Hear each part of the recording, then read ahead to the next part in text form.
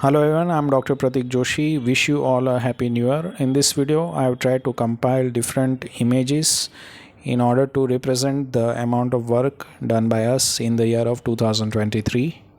This includes routine trauma surgeries as well as complex trauma surgeries and revision trauma surgeries, which includes maximum number of work being done by us.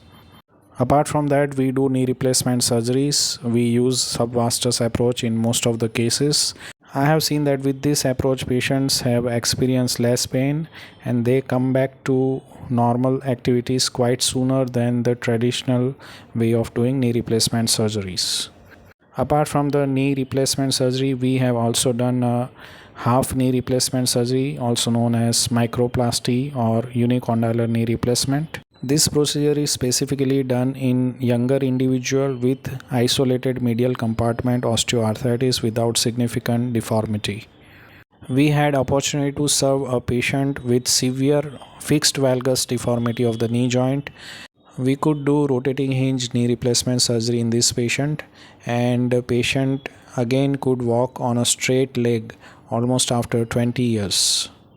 We have done hip replacement surgery, especially in cases with avascular necrosis of the femur, which is becoming more and more common due to steroid use done during COVID pandemic. We have also done laminectomy as well as T-leaf procedure done in cases with lumbar canal stenosis or disc prolapse with or without spinal instability.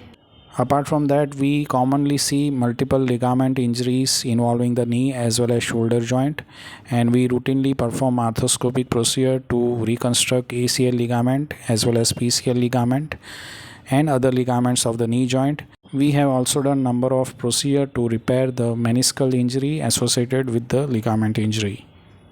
Apart from the surgeries, we conduct free OPD on every Thursday between 4 to 5 p.m. This is our effort to serve the less privileged of the society. Thanks for watching this video.